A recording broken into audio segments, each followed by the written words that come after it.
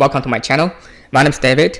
Today I'm going to show you how to build this dynamic website using HTML, CSS, and vanilla JavaScript. This is a social networking website, the hero banner page.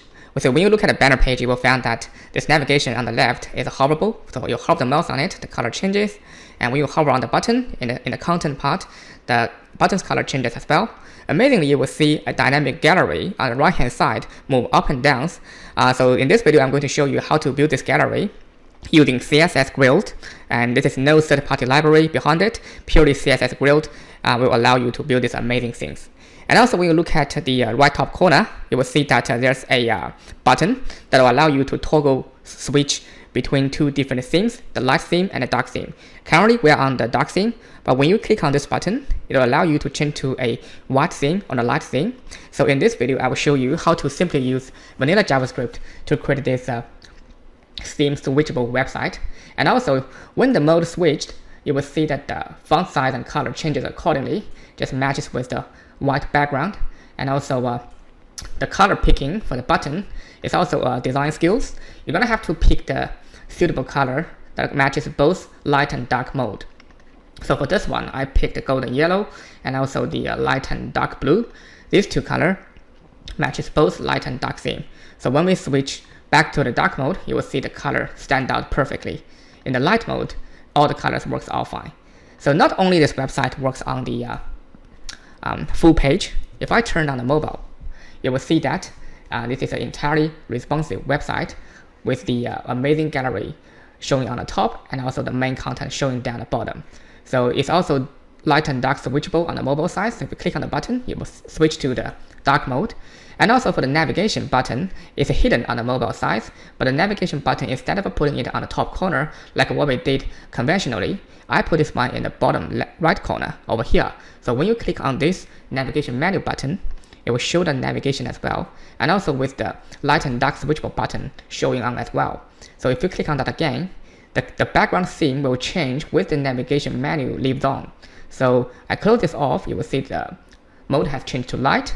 This one goes to black. So light, dark, light, and also this one working all perfectly fine. So all the features and buttons on this website are separated. They all work individually fine and work together in a perfect way as well. So if you enjoyed this project and want to code along with me, please subscribe to my channel, like it or share it. So let's now get down to build it together. So to quickly start off this project, what we're going to do is that we're going to create an empty folder and drag it into your Visual Studio editor. You can drag it into any editor you want, but for this project, I'm using Visual Studio Code. And inside this folder, we're going to create a couple of subfolders and also files. So the first file we're going to create is called index.html. So that's our root file, which will hold our HTML code. And also we're going to create another folder called CSS. And inside the CSS, we create a file called style.css, singular. And outside, we're going to create, oops, I missed an S, just rename it, CSS. And outside, we're going to create another folder called JS that's going to hold our JavaScript file. So inside the JS folder, we create a file called main.js, which will load all of our JavaScript. And outside, we're going to create our last folder called images. So this one will hold all of our images used in this project. So once we have all that done, the next step is to create our root file. So going to your index.html, and you just press that exclamation mark and press tab. This will create a boilerplate for you with all the document, with all the head, with the body, and the closing text for the HTMLs. You don't have to manually type out this. And inside the title, we're going to change the title for our project. And we could say that a social website landing page. So we're going to create a title like that. And inside the body, we're going to create our content. But before we do so, a good habit is to link in all of those files that's going to be used in this project. So for example, we're going to use the style.css and also the main.js. So the best way is to link in those things first. So we say style, that's going to be a style sheet. We'll create a link. Delete this. We're going to find it in the CSS folder. Tab again. So that's period slash means that in the current subdirectory, we're going to find a folder called CSS, and inside the CSS folder, we find a file called style.css. So that's how we access that style.css file. And before the body, we're going to link in another file, and we'll use that script. So choose the third one, tab, and then we're just going to link in tab the JS folder and tab the main.js. That's how you link in the JavaScript file. Even though we currently have this empty CSS and also the empty JS file, later on when we start to compiling these two files, the content will be loaded directly into our index file. Just in case that you might forget to put those two links in and your code is not going to work in the end. So let's just test out if our project is currently working. So here we're just going to say a hello to see if it's working. To quickly start off the project, we just use that go live button in your Visual Studio Code. So that'll give you a live server. So we press that, and then we're going to that browser. You will see that the hello word we just typed gets to show on the browser. Okay, so going back to our editor, we start compiling for now. But before we start to create a web component, I want to do some general settings for our CSS. So in the style, what we're going to do, we're going to define the font that we're going to use in this project. So you just need to go to Google Font and find this Roboto font on the Google Font, and copy the link from the Google Font and paste it over here as an import. So that'll allow you to use the Roboto font all across your web page. And in the next line, we're going to do some general settings. And first thing we're going to do is to do a setting for the overall page. Using that star sign means that for the entire page, we want the margin to be set to default 0. Because the HTML comes with a default margin and padding, like what you can see now, it comes with a default margin above and all around. So we want to remove that. So for everything, we set the margin to 0 and also padding to 0 as well. We set a box sizing to border box. So once you have those three lines and you're going back to the page, you will see that the hello words touch very tightly to the corner. There's no marginal paddings left. This is what is 3 lines of code for. And below that, we're going to set up some root colors. So instead of typing, I'm just going to copy and paste in to be accurate. There are a couple colors for us to use in this project. Because we have two themes, the dark theme and lighter theme, we have to predefine those two dark and light color before we officially use them. The dark one is not the pure black, it's something between the black and also the purple. The light one is not a pure white, it's something between the white and gray. And also we have our primary color of a yellow gold, and also a second color of the blue, the ocean blue. And also we have defined the hover effect for those colors as well. It's just some slight changes between the main one and also the hovered color. So the beauty of this part is that as soon as you predefine the color you are going to use, you don't have to repeat this hash code in the following CSS file. Whenever you want to refer to a color, you could just refer to the variable name you defined in the root. Otherwise, you have to repeat this hash code every time you want to use them. However, the issue is that if you repeat hash code, later on you want to change your color, and you have to change everywhere that you have used them. But now you have collected every color code inside this root curly braces. This is the single place for you to change if you want to choose another color. Okay, so that's the beauty of it. Let's save the file. And then the next part is that we're going to define a body. So we say body. We give it a position of relative, and also we want to make sure it has a background. This is how you're going to use the background that we have defined. We want to have the default background to be the dark theme. And also, if you type in var, which stands for variable, it will allow you to choose all the variables that you have defined in the root. So now we choose the dark one. This is how you access that variable. And then the next part will be the font family. So the font family, we're going to use the Roboto. So typing that word, and then comma, sans serif. And then once we define that font family for the entire page, we're going to say that for the body, we wanted to take the entire screen, the entire width of the screen, with the minimum height of 100 vertical screen. This PH means that the vertical screen, doesn't matter how high it is, depending on your devices, it's the height of your devices, 100% of it, minimum. And we want to hide the overflow part, so overflow hidden. And if there's any transitions of the body, that's going to be the color change of the body. It's going to change from the dark to light or light to dark. So we want to set up a transition time for those color change of 1 second. Alright, so now we have that thing done. And we know that later on when we define that body's color change, we'll come to define the settings for the light color theme. But so far, let's just focus on one dark theme for now. All right. So as soon as you have that, we're going back to our page. You will see that the background color changes to the dark theme, and the font gets hidden because the font color is black.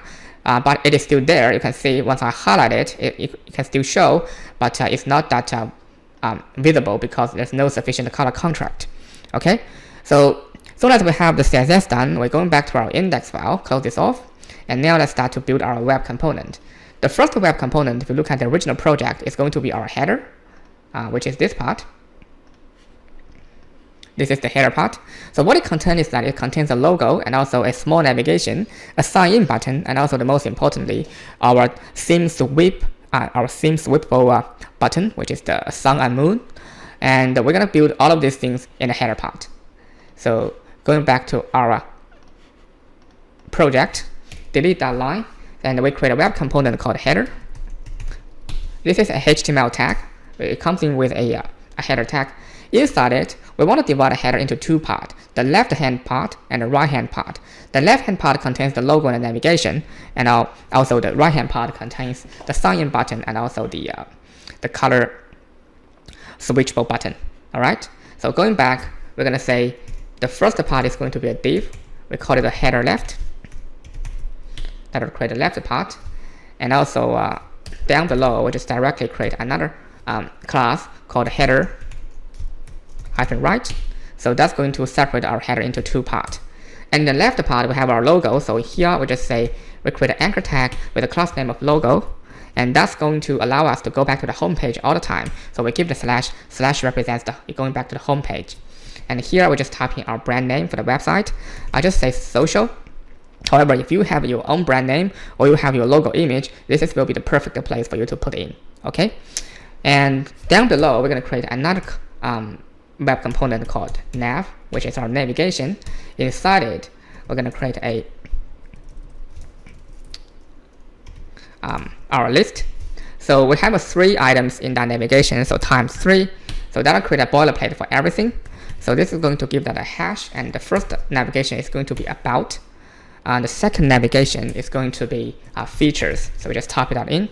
The third one is going to be a community. So now we have our 3 navigations done. We pretty much finished the web component part for the left-hand side. If you're going back to the browser, you can see that those things are there. It's just that not very obvious because we haven't done the color contrast yet. And we're going to do those things in the style. So we opened up a new parallel window for that style, close this one. And down here, we just want to say that, give some definition for that header. So we say header. So now comment that out and say header.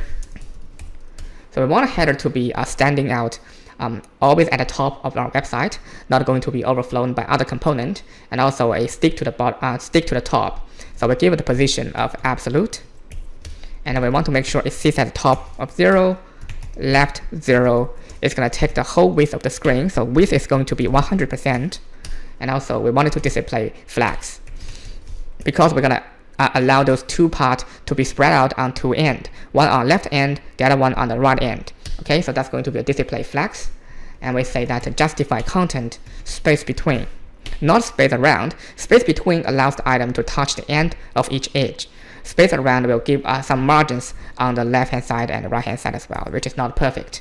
And we want to vertically, we want to align it center as well. So align item center, and it's going to be align item vertically. So by default, the display flags will be flexible on the row. If you want to make it flexible on the column, you have to tell the computer.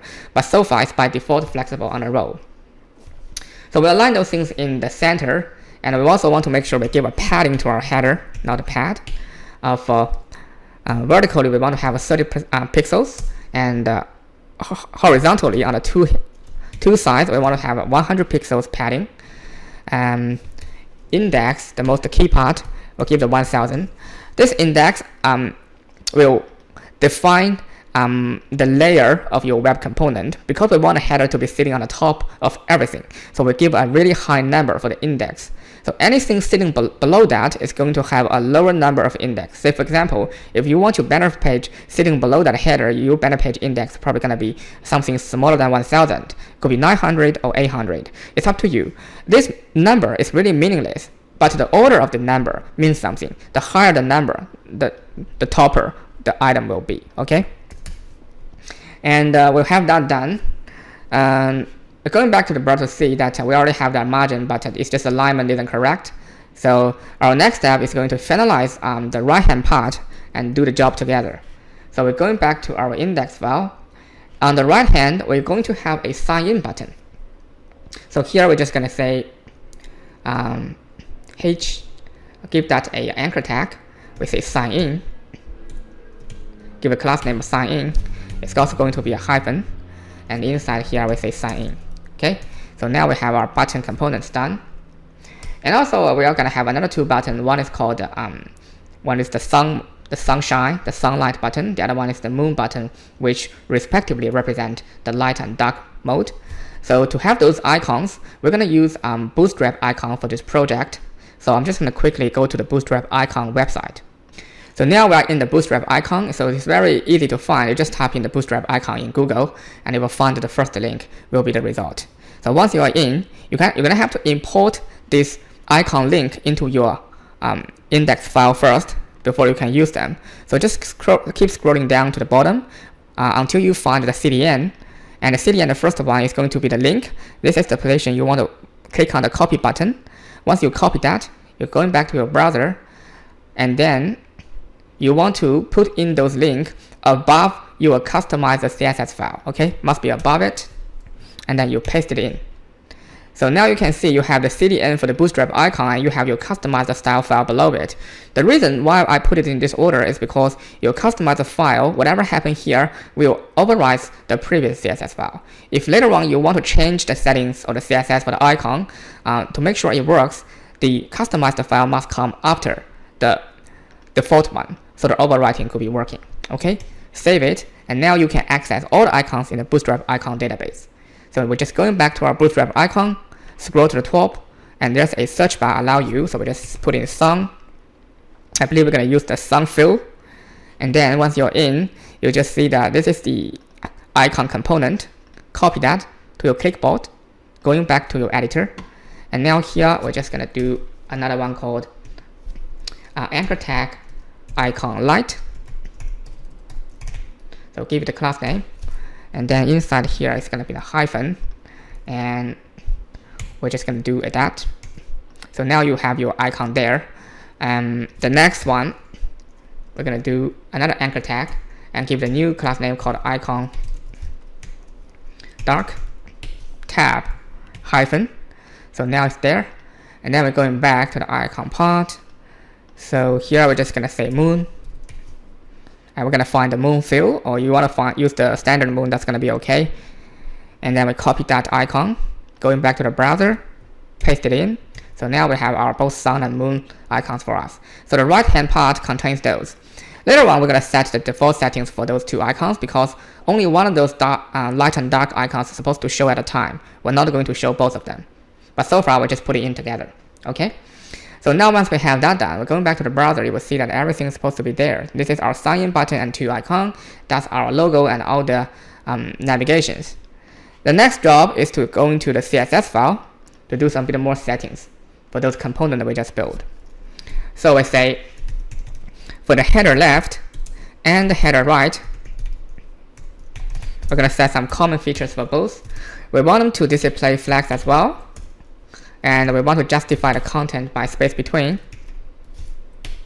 And also we want to align item vertically to the center. And we want to have the items to be spread out with some gaps in between. The gaps I set to 100 pixels. Alright, so now you have that. So the next part is going to be our logo. We're going to define our logo stylings. We want that to have a font size of, let's say, 2 rem, 2 rem. For now, if it's small, I'm going to expand it. the key thing for it to show off is to use that variable we're going to set to light. Remember, by default, we are in the dark mode by default because the body is in the dark mode by default. So for the font to show off clearly, we're going to set the font color to light. That'll give us sufficient color contrast. And we want to have some letter spacing. Let's say 1 pixels. And we want to have a very thick font weight of 800. And we want to remove that text decoration because if you don't do so, there will be an underline below that anchor tag. So we want to remove that. So basically text decoration to none. And also the transition to 0.3 seconds. Once you've done that, going back to there, you will see that social is perfectly shown. Okay, these 4 navigation haven't been styled yet. That's why you can see the underlying stuff down there. But the social will remove that underlying stuff. Okay, so we have that logo done. The next step is going to define our navigation. So we say nav. This is how you select the class item inside your browser. And we say we want that display to be flexed as well. We want to have a gap of 40 pixels for them to spread out evenly. And want to have a define for the list. First, we're going to remove the bullet point for each list item. So we say list style none. And the second part, we want to go to margin. We want to vertically to have a margin of 0, and horizontally we want to have a margin of 10 pixels. Okay, so now we have that list done. The most important part for the navigation is the item inside list, which is our anchor tag. So we will say that nav list anchor tag. Find that. We're going to define the color to our light color because we are currently by default on the dark mode. So if it's on a dark mode, our font color must be light for it to stand out. And also we want to remove that text decoration, remove that underlying effect. Font weight, we don't want it to be too thick, so we give it 400. Letter spacing, same thing, give it 1 pixel. And also don't forget the cursor point because when the user put their mouse on the navigation, it's supposed to show the finger. And also the transition, we want it to have 0.3 seconds. So as soon as we have that, and we go into the browser, you will see those 3 items there, perfectly spread out. And put your mouse there. It shows the finger, but no hover effects yet. So down here, we're going to do our hover effect. And we're going to say .nav list hover anchor tag. So here we're going to say color.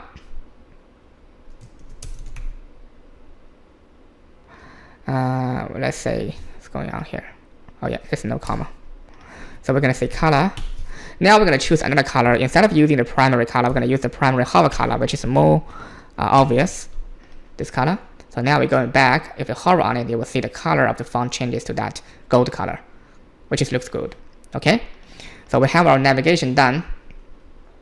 Later on, we're going to do a second part for this header right. But now we're just going to say that this is going to be our header left. Give a comment out. But sometimes it's good habit to leave some comments there, just in case that later on you forget what you have done. So now it's going to be our header right. Comment it out. And down here, we just say sign in, because in the header right, we have the sign in and also the dark and light mode switchable button.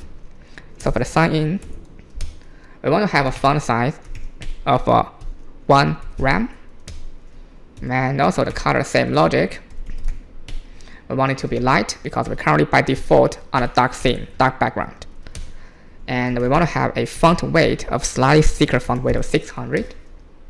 Also remove that underlying stuff of our anchor tag. So text decoration none. Padding, we wanted to have, because it's a button, we want to have a padding both above, bottom, left, and right. So vertically, we want to have a padding of 10 pixels, and horizontally, we want to have a padding of slightly bigger of 25 pixels. Background, we want to use our primary background, which is our golden yellow. And the key things for this design is that you will notice from the original project, this is not a standard button because it has a different border radius on 4 different corners. That will make this button look really cool. I'm going to show you how to achieve this using border radius. So it's a very simple type of thing. In the border radius, instead of typing in 1 pixels, you can type in 4 pixels. Let's say that 30 represents the top left corner, and then 50 pixels top right corner. This is going to be the right bottom corner, and this is going to be the left bottom corner. So each of those represents each corners in the button. So we're just gonna give a different number to each border, to each corner, and then it will look all different and dynamic. So now if we're going back to there, you will see that button looks all fine now. Really, really cool, huh? And we'll give us a transition of 0.3 seconds because it's going to show the hover effect. All right, so we have that done. Down here, we're just gonna say sign in hover. So we're gonna define our hover effect. Not much amazing things, just the background changes to our primary hover color. So if we're going back to our project, you hover on it, you will see that has a smooth transition from the previous light color to a slightly darker yellow color. Okay, so that's done. The next part is going to be our icons for those light and dark, which is the sun and moon icon. So we say that for the icon light, we're gonna give it a font size of 1.6 RAM. And by the way, this font size is pretty much achieved using your design experience. Sometimes you just have to try and error to see which is the perfect size for the web browser. You don't have to know everything before you start to build. You could just build, change your code while you build along your project. Okay. And the color, we want to make sure it's going to be a dark color. The reason is because if the light icon gets to show, basically means that, if the light color gets to show, basically means that you allow the user to change this to light. So this one is supposed to be showing the light color for you to stand out. And alternatively, say for example, we do the next one, icon dark. So when this one gets to show, you're probably going to be on the light theme.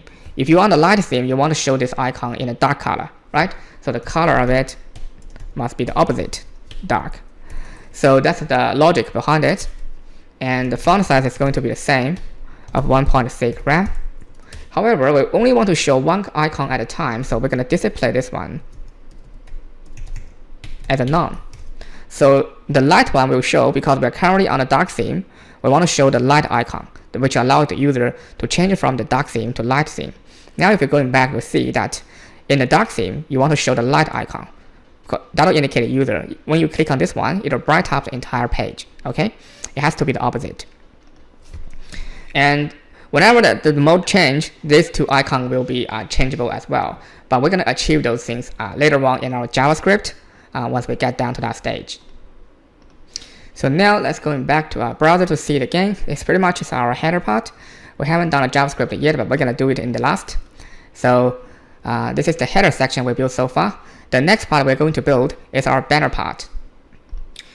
And the next part, we're going to do the banner. So just shrink this a bit. So we close off the header part. Down below, we're going to do the banner.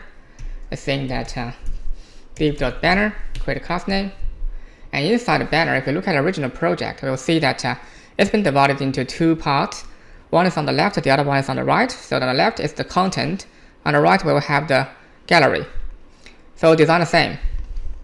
Here we'll say that content. So this will be the left part. And here we just say that h2.title. And we say, just create a title for the entire website. Grid meeting, just the beginning, like that. And down here, just create a paragraph with a lorem of 40 words. So it'll create a random paragraph for you with the 40 words in it. Okay. So below that paragraph, what we're gonna do is create a new area called button. So which will hold two of our buttons. One is the golden yellow. The other one is the blue. So over here, we'll create a class name for it. That'll be left button hash, and it'll be start today. And below it, button right, give the hash. I will say learn more. So we have 2 buttons already. And that's going to be our left part. If we're going back to the banner, you will see that all the things we just built has been listed at the top. That's because we haven't done any CSS to the banner part. And the next job is going to define the CSS for the banner.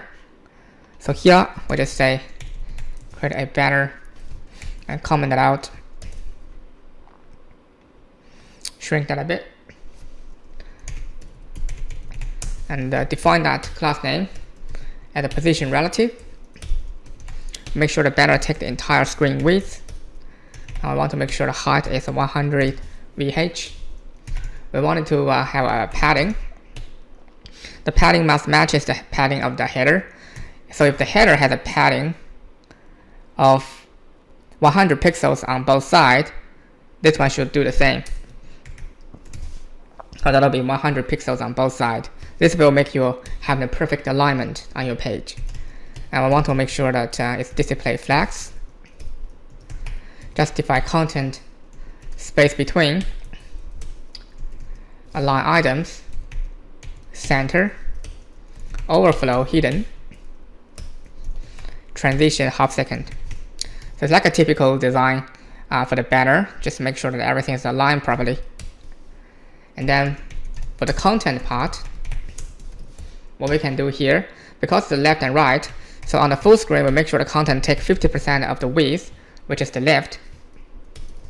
And then we're going to define .content.title, the title, which is this one, grid meeting. And we want to make sure that one stands out a bit, so we'll give a bigger font size of 6 rem. And we want to make sure on the dark mode it has a color of light. Margin bottom, we give it 20 pixels to make sure there's a sufficient space between the heading, and also the paragraph below it. And we make sure we have a transition, because later on when we switch the mode from dark to light, we want to make sure that everything changes accordingly, but with a transition. Otherwise the change will be all of a sudden.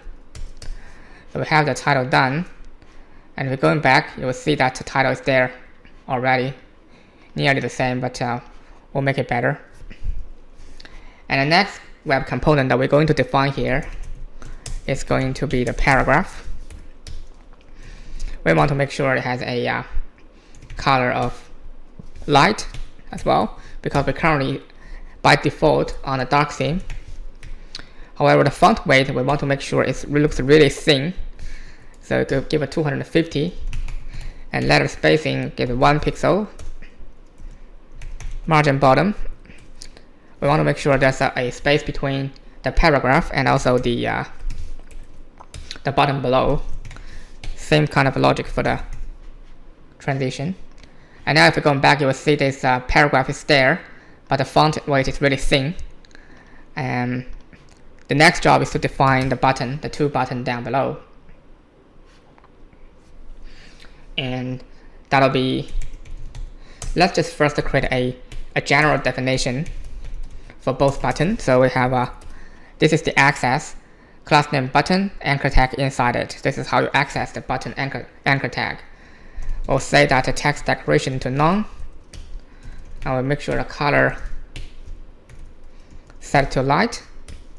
We'll give a padding. This is because we are defining the button, not just the text. So we have a 15 pixels on the vertical side and 20 pixels on horizontal side.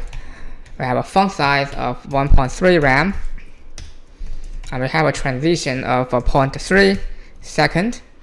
So that one is done. We have a both button. And the next one, we're going to define each button separately because they have a different color. So for the button left, we want to make sure it has a background of the primary color. The key difference is the border radius. The first button on the left is going to be 50 pixel, 30 pixels, 30 pixels, 0. That's defining the border radius for 4 corners starting from the top left corner. Top left, this is the top right, and then so on and so forth. And we want to make sure that the two buttons is spread out a bit, so we give a margin to right of 20 pixels. So as soon as we have that, going back, you will see that the left button, it changes much better. And we want to make sure the right button looks all colorful. So let's say that's going to be the right button. And the background second. Border radius 30 pixels, 0, 50 pixels, 30. So as soon as we have the correct border radius and going back, you will see that this is like the matching each other. So this basically saying that this one have the sharp corner on the left bottom corner. This one will make the sharp corner on the top right corner. So this one can match each other, give you that kind of a parallel feeling. And that's for the right. Yeah, we're pretty much done. And you look at the original project, this looks exactly the same. The next job for us to do is for this gallery. The gallery, we're going to have a 3 column. And each row contains 3 items as well. And they're moving up and down at a different space. So what we're going to do, close off the content. Below it, we're going to create our gallery. So here we say div gallery. So inside here we're going to have 9 items, and those 9 items will have the image as a background. So what I will do here is that in the image folder, I'm going to copy and paste the image that I have prepared for you, and this image are downloadable in the links in the description part. So you can just go ahead and download those images from the Google Drive that I shared with you. So now we have all the 9 images there. Close that off. And what I would do to create this item is that I'll use the same kind of class name. Say for example, that's a div item. So that's one gallery item. And inside it, I'm going to put in those images. So this one is going to be the women1 image. So that's how you link them in. So you have one item. You save it. And going back, you will see this one is mentioned for it yet. Okay? And what I would do in the CSS is that the gallery is going to be showed as a grid in CSS. The grid allows you to define column and rows all together. Display flags basically means that you can either flex horizontally or flex vertically. But a grid, the CSS grid, allows you to do both, horizontally and vertically at the same time. So here we say dot banner dot gallery, which is this one we're targeting at. You have to define the parent class as a grid, so the child can be listed in the grid. The entire gallery is going to take a width of 50% because remember, our content is taking the left 50%, so the gallery should be taking the right 50% of the screen. And we have a height of 100%. That'll take the whole vertical screen. I want to make sure it has a bit of padding of 100 pixels around the entire gallery. This is the key code, display grid. Not flex, but grid. And we're going to set the grid as grid template columns. So we're going to set the grid by columns, and I will say that to repeat, divide them into 3 columns, and each will take 1 fraction. Okay, FR means fraction. And we want to make sure that the items inside the grid has a bit of a gap in between them. Otherwise, they are too crowded together. So we say grid gap. Set it to 30 pixels. Okay, so we define the grid as a 3-column grid, and each part will take 1 column. Okay, that's what it means. And down here, what we'll do is that we'll say gallery.item. So we are targeting at each child item inside the parent grid. We have to let the computer know what child you want it to look like inside the grid. So we say that position relative. We define the width of it of 200 pixels. Overflow hidden. And we want to make sure the border radius at 100 pixels. Well, it's up to you how you want to define the border radius. You can make it sharper or weaker. That's all okay. But there's a hover effect for that one. So we say transition is in out 0.3 second. We give the cursor point effect.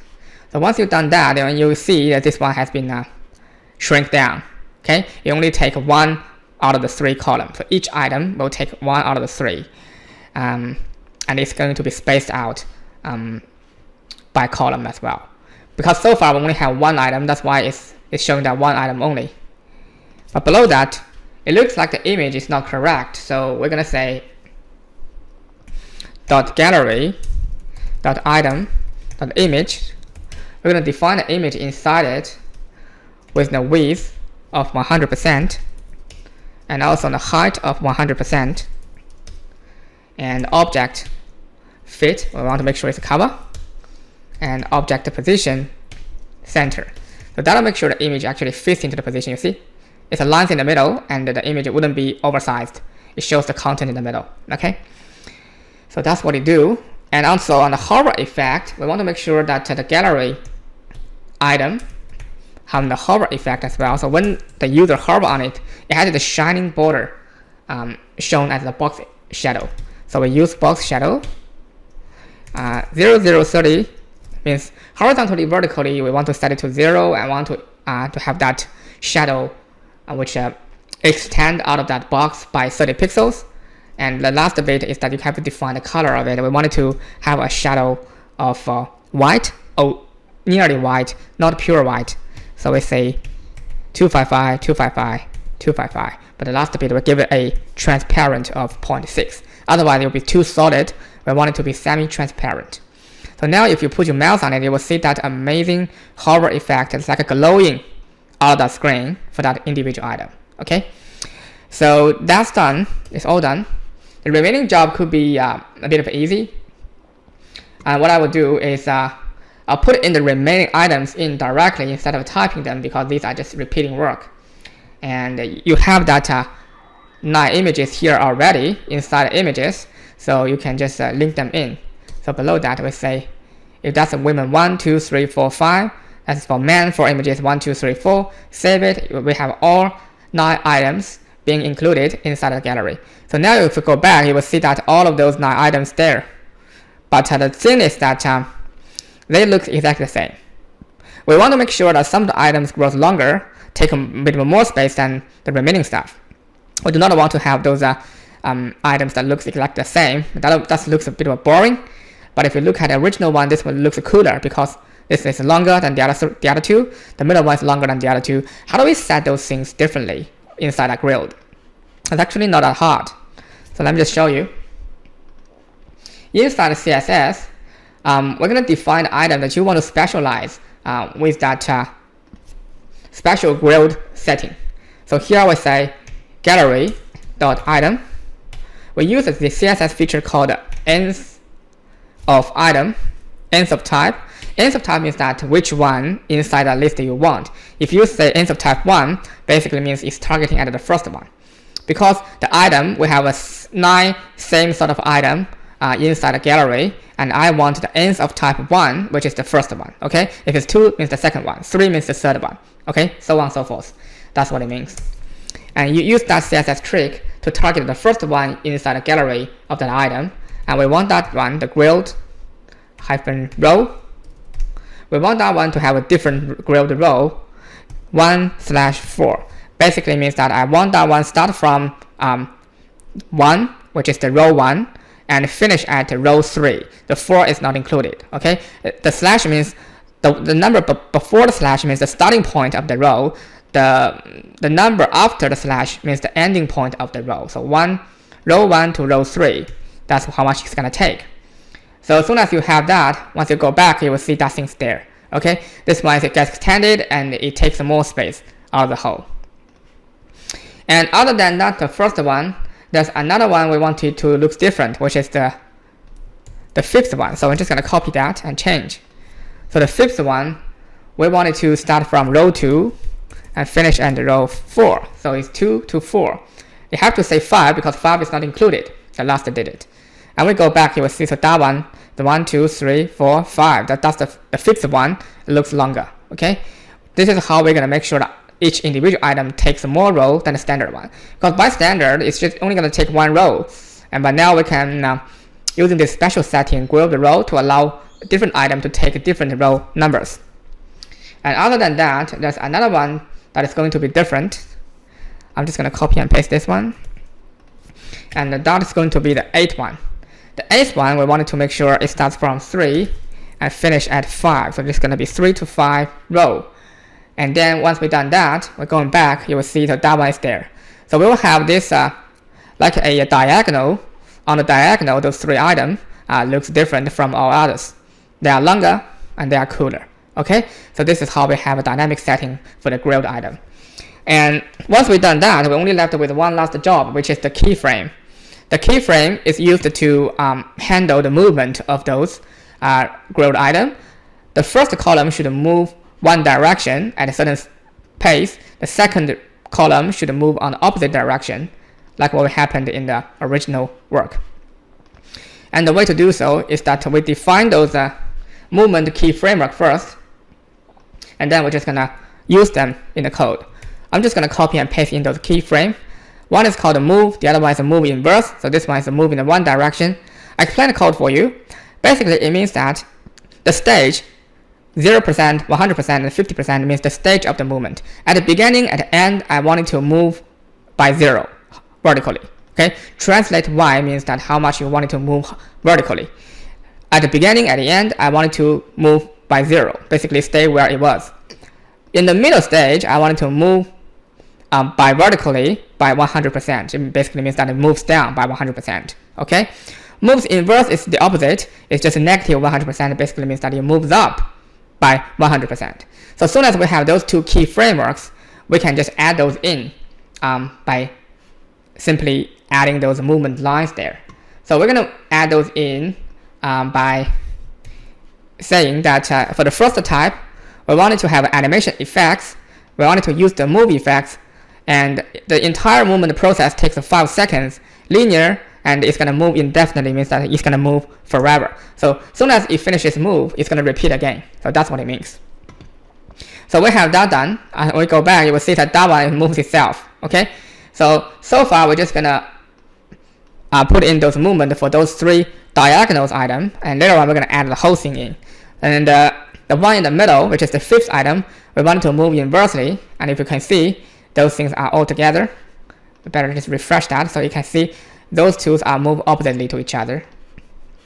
And the number 8, we wanted to have another opposite movement effects, so it's going to be that.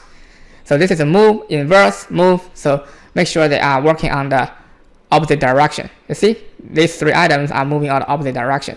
But not only we want those 3 move, we want the entire thing move as well. So the last job for us to do is to add in the remaining stuff. So what I will do here, I'll put in for the specific item 2 and 3, we want to have this movement. It'll either be the move or the move inverse. You just have to check out which item you are targeting at. So as soon as we add in 2 and 3, we're going back and check. We'll see that these 2 items are moving, not yet finished. But we're going to add in the 4th one. So now we say the first one. The 4th one, we want to have a move effect, and we're going back. As you can see, these are all moving around. Okay, so now we have 5 done, 6 and 7. We need 6 and 7. So we're just going to put in the number 6. And we're going to put in the number 7. And also the last but not least, we're going to put in the number 9. So now we have the entire 9 items all set up.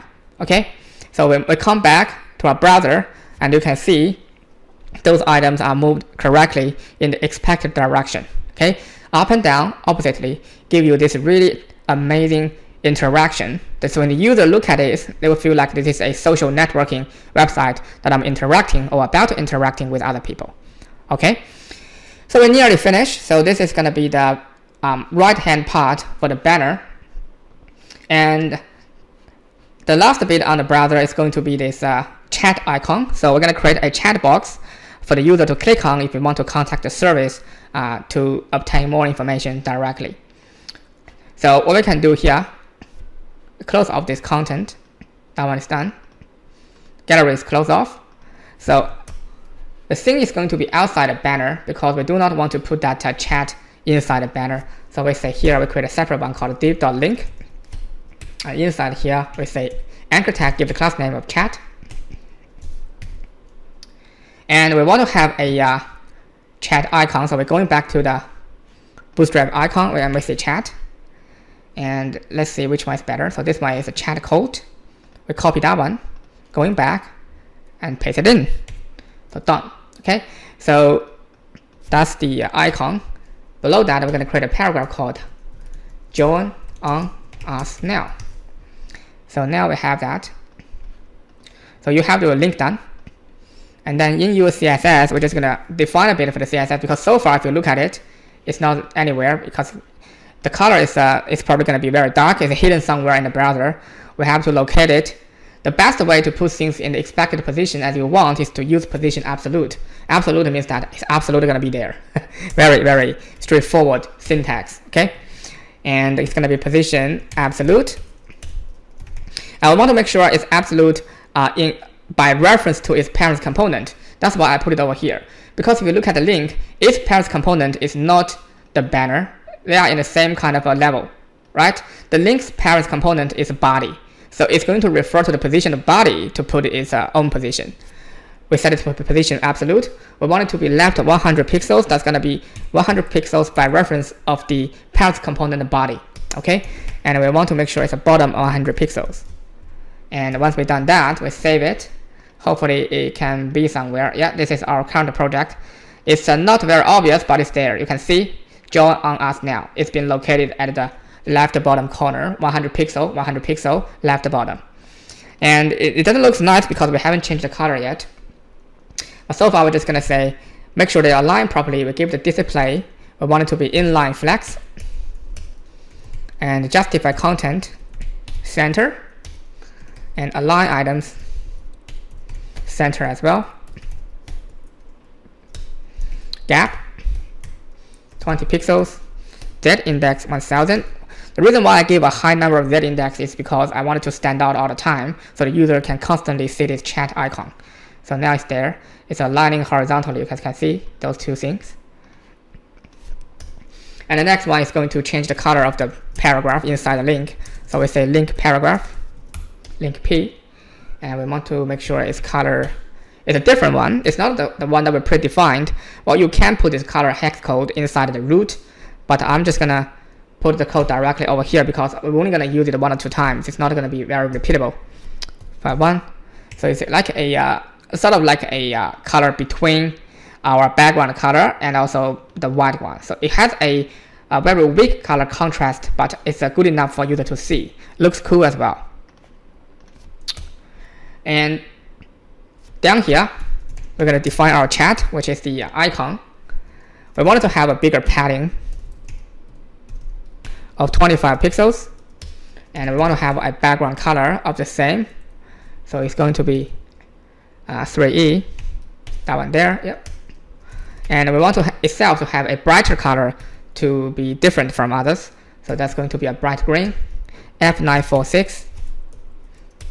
And we want to make sure the font size is really big, so it will be obvious to observe. 2 RAM. And we want to make sure it looks like a circle, so we'll give the border radius of 50%. Alright, so we have that chat done. We're going back, you will see that one looks much, much better. So now our project looks pretty much exactly the same as our previous one, except we haven't added in the most important feature of our website, which is the light and dark switchable mode. This one. So when the user click on the button, it's supposed to change it to another color. So now I'm going to show you that of this web page. Going back to here, we have pretty much done all the code. And the magic to change the color and make sure that all the things changes accordingly is to define a different class name for the border, for the body.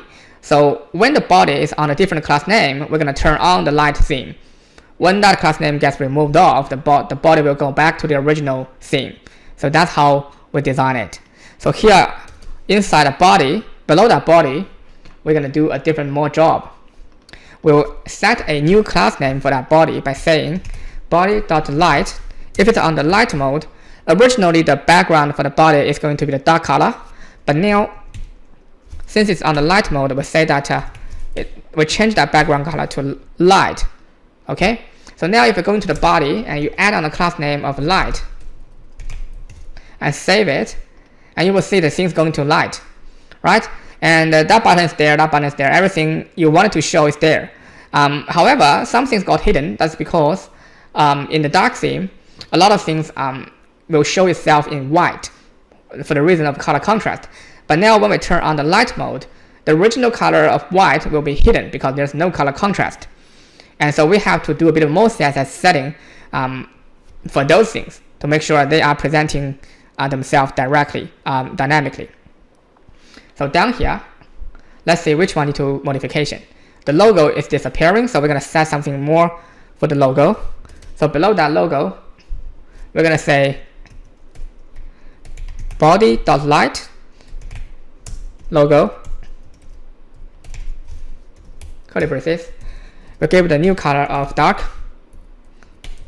So as soon as we have that, and going back, you see that logo is there.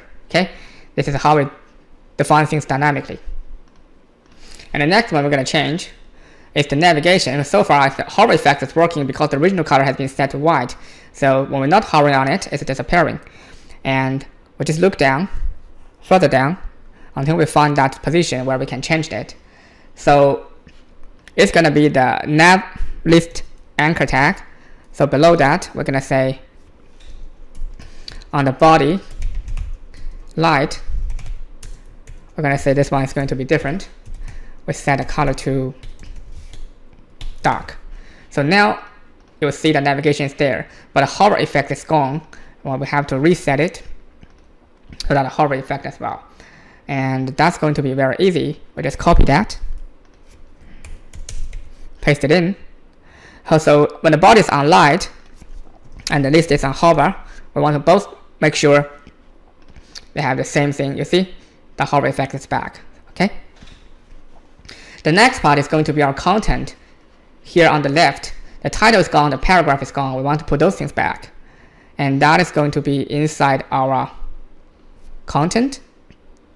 So over here, we're gonna use the same sort of logic by saying when the body is on light mode, we want to make sure that the banner.content.title, we set that color to the dark, and you will see that dark color is back. Okay, and down below, same kind of logic. We're just going to change one letter. So this one, instead of title, we're going to say paragraph. So p tag, and you will see that p tag is back. Okay, all back. This looks all good. So far we have everything done. If you turn on that light mode, you will see that this looks exactly the same as this one, except we haven't done that button yet. So what I will do here, we'll go back to that button, which is over this part, and we're going to locate those things on our header part. Yeah, that's where it is. So we have our icon predefined over here. So but now we're just gonna do the switch job for that icon, and we'll say that when the body is on the light, we probably want to show a different icon instead of the same one. So we say that when body is on the light icon is supposed to be disappearing. So we say that one is a display none. And we'll show alternatively the other one. Icon dark, display block. Okay, so now you're going back, you will see that one, the moon one gets to show because we have two icons there. If you look at the header, we have the light one and the dark one. Only one icon will get to show at a time. So when it's on light mode, we show the dark icon. When it's on the dark mode, we show the light icon. Okay. And the last job is going to be our JavaScript. which is in the main file, the JavaScript is going to define the toggle of our body. So as soon as we click on that moon icon, it should switch to another color of for the background. So here we're just going to say switch light and dark mode, and we define a arrow function called toggle light dark. That one equals to an arrow function. So inside here we're going to select our body, because the body is the one that's going to change in the end. So everything else inside the body is going to be changed accordingly, because we defined those things by CSS. We use document query selector to find the body, and assign that selected item to the variable called body. And we say body.classList.toggle. The toggle, the name is supposed to be light. So whenever the user click on that light, click on somewhere, the add class name, the light class name will be added to the body. So now we just remove that, because we're going to use JavaScript to add on this class name instead of manually add on this class name. Okay, that's all. Only 2 lines of code. So we just copy this function name and then paste it on our button. So here is our button. So on the light one, we say on click. We put in that one there. So we have that one. Copy that. On the dark one, we're going to use the same function. So now we have that function there. And as soon as you add in those JavaScript function to your icon, and you're going back, let's test it out. You click on that, you see, amazingly the background color for the body changes, and everything else changes because we have predefined the text color using CSS, and everything has been perfectly working. Changes back to the black mode, the light mode, the black mode. Under the dark mode, when we hover on the gallery item, there's a glowing effect. However, the glowing effects with the white shadow will be disappearing when it's on the light mode, because they're both white. There's no color contrast. And to fix this issue, we have to go to our CSS. Go to our CSS, find the gallery hovering effects line. Yeah, this one over here. We'll define a different hovering effects when the body is on light. So body.light, and that's going to be gallery.item hovering. So it's going to be the similar one. So it's a box shadow 00 30 pixel spread RGBA. Instead of using the white, we're going to use the black one. So this one is going to be let's say 0.6 again. So that's like a semi-transparent black background for the shadow. So now we're going back, we hover on it, you will see that on the light mode, when you hover on the gallery item, there's a black shadow effect coming out. Okay, looks pretty cool, huh? So we're going to the dark one, that one's there. This one's here, right? So we have pretty much finalized all the things so far, except we haven't got this hover effect for these 2 buttons, which I missed out. So I'm just going to go back and add those in. And that's going to be inside our banner. And yep, I did forget. So we have our button left, we have our button right. So I say that button left, hover. And we're just going to set the background effect to vertical hover, primary color hover effects. Okay, and this one we're just going to add one more line. Right, hover, and we're just going to say background secondary hover. Okay, so as soon as we add on the hover effects for both buttons, it's there. That one is working. The switch model is working. The hover effect for the navigation is working. All perfectly done. Okay, so that's pretty much what we have built so far in this video. And the remaining practice for you to do on your own is to think about how to make this website responsive on the mobile side. What I designed is that on the mobile side, instead of a flex horizontally, it's going to flex vertically. Probably flex vertically and reverse the direction of the text and also the gallery. And you must redefine the width of that gallery item. Previously, the gallery item had a width of 200 pixels, but now it's getting smaller. You have to redefine that. Besides, redefine the paddings inside the banner, also the paddings for the header. And also you're going to add a icon for that a new menu navigation. So by showing those blurry background hidden off the things behind it, but with all of those items showing on. So this is the job left to you for you to practice. It's really not a hard job. If you watch my previous videos, you probably know that how to do these things. Or alternatively, you want to have the full source code, you can go to my online shop and purchase it as a way to give me a bit of support. Other than that, we're all done this course. I hope you enjoy this project, and if you do like it, please subscribe my channel and share it with your friend.